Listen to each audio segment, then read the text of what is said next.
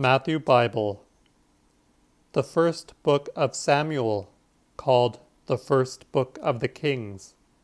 Summary to chapter 1. Elkanah hath 2 wives, Anna and Phinehah. Phinehah upbraideth Anna, because she is childless. Anna, after prayer made to God, bringeth forth Samuel. The first chapter. There was a man of Ramathaim Zophim, of Mount Ephraim, named Elkanah, the son of Jeroham, the son of Elihu, the son of Doeg, the son of Zuph, an Ephratite, which had 2 wives, the one called Anna, and the other Phinehah. And Phinehah had children, but Anna had none. And the said man went out of his city every feastful day to pray and to offer unto the Lord of hosts, where the 2 sons of Eli, Ophni and Phinehas, were the Lord's priests.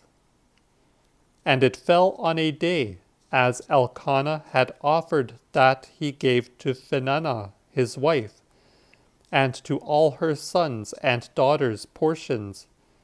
But unto Anna he gave a portion with a heavy cheer, for he loved her. Nevertheless, the Lord had made her barren. And thereto her enemy, Phinehah, vexed her a good in casting her in the teeth, how the Lord had made her barren. And so did she year by year, as oft as she went up to the house of the Lord, and so chased her. Wherefore Anna wept and ate not. Then said Elkanah her husband to her, Anna, why weepest thou? And why eatest thou not? And why is thine heart so troubled? Am not I better to thee than 10 sons? Then Anna rose up after that they had eaten and drunk in Silo. And Eli the priest sat upon a stool by one of the side posts of the temple of the Lord. And she was troubled in her spirits, and prayed unto the Lord, and wept sore, and vowed a vow, and said, Lord of hosts, if thou wilt look on the wretchedness of thine handmaid, and shalt remember me, and not forget thine handmaiden, and shalt give unto thine handmaid a man-child, I will give him unto the Lord all the days of his life, and there shall neither razor or shears come upon his head.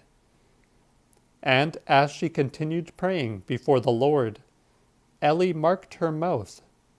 For Anna she spake in her heart, and her lips did but move only, but her voice was not heard. And therefore Eli took her for drunken, and said unto her, How long wilt thou be drunken? Put away from thee the wine that thou hast. Anna answered and said, Not so, my lord. I am a woman sorrowful in mine heart, and have drank neither wine nor any strong drink, but I have poured out my soul before the Lord. Count not thine handmaid to be like a daughter of unthriftiness, for out of the abundance of my meditation and grief have I spoken hitherto. Eli answered and said, Go in peace. The God of Israel shall grant thee thy petition that thou hast asked of him. Then she said, Let thine handmaid find grace in thy sight.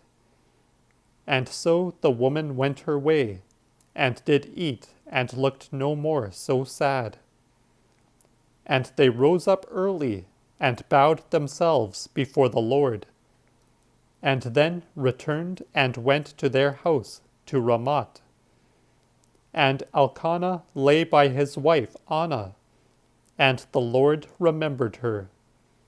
And in process of time she conceived and bare a son, and called his name Samuel, because she had asked him of the Lord.